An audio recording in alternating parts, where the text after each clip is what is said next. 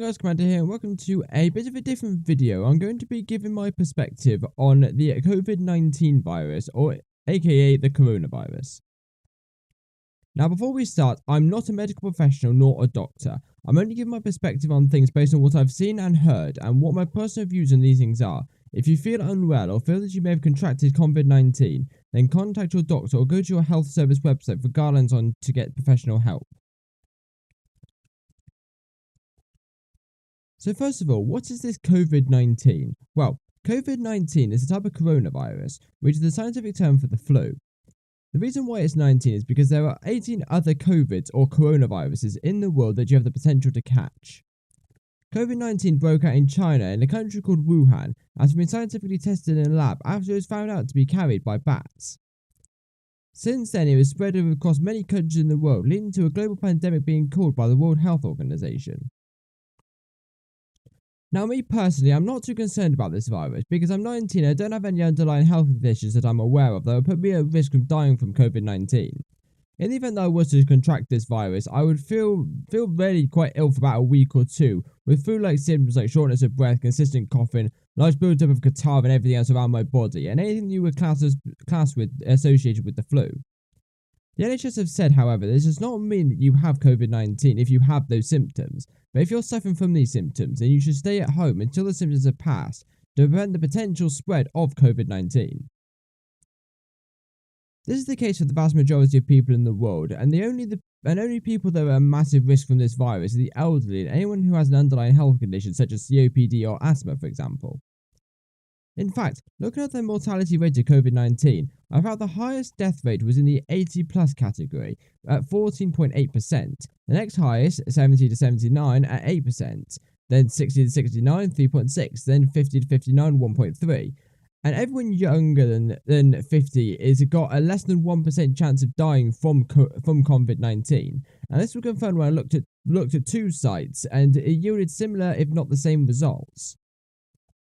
Now, don't get me wrong, I completely understand why people are scared of this because of the way the media, the British ones especially, are reporting on COVID-19.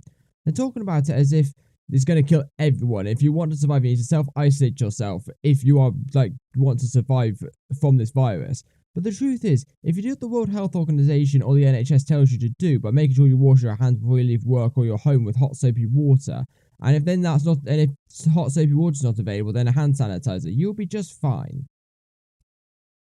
However, if you are in the age ranges where the percentages are small, then you'll be fine, as nearly all of these cases where people have died have had underlying health conditions, or have been at the age where the percentages meet the death rates. And if you are someone in the higher percentages or have an underlying health condition and you are worried, then contact your GP/doctor to see what you need to do. But for everyone else, if you suspect you have COVID-19, then get yourself checked out. But if you're determined you're staying at home, then you don't need to get checked. Just wait until the symptoms go away.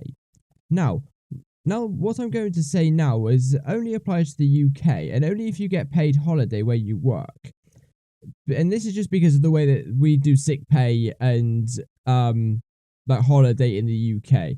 But if you are forced into self-isolation, and you're concerned about the statutory sick pay and how it is so low, then if your company pays holiday, you can take your holiday for as long as you need to isolate for, and you'll be paid as normal. It does use up your holiday, but if you haven't got anything that you need to use a holiday for, but you still want to be paid the same while you're isolating yourself, it's a very good idea, and it's something that I didn't think of when I was looking at it.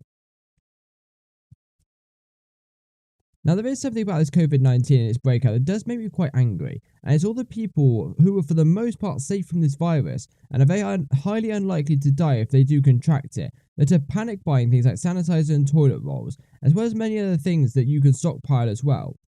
I went into my local Morrison's recently, and it was like we were preparing for nuclear war. The shop was pretty much clear. It was ridiculous. The only things that they were actually quite stocked up on was bottles of fizzy, and the big, the small 500ml bottles are like Coke, Pepsi, whatever, and the big 2-litre bottles and the 5-litre bottles, I think it's 5-litre bottles, no, the 2-litre and 1.5-litre bottles, as well as the 500ml bottles, as well as a few, medical supplies occasionally, like allergy sprays and stuff like that.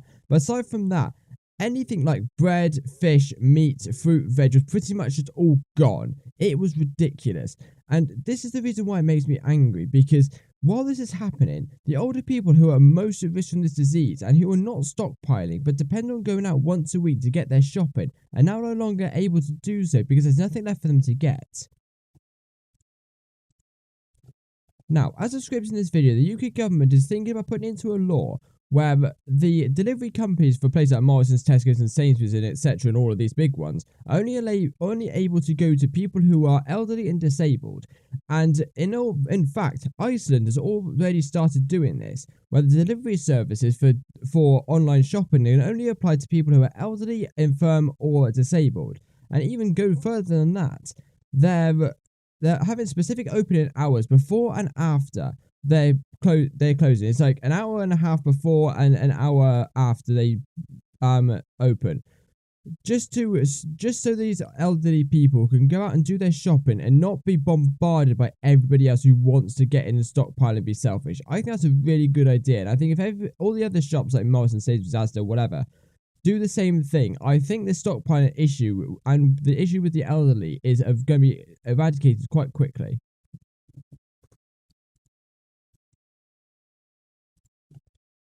However, regardless of what you or I read on the internet or in the newspaper, there is no way of confirming what is going to happen with this COVID-19 next. Is it going to get worse or is it going to get better? We simply don't know.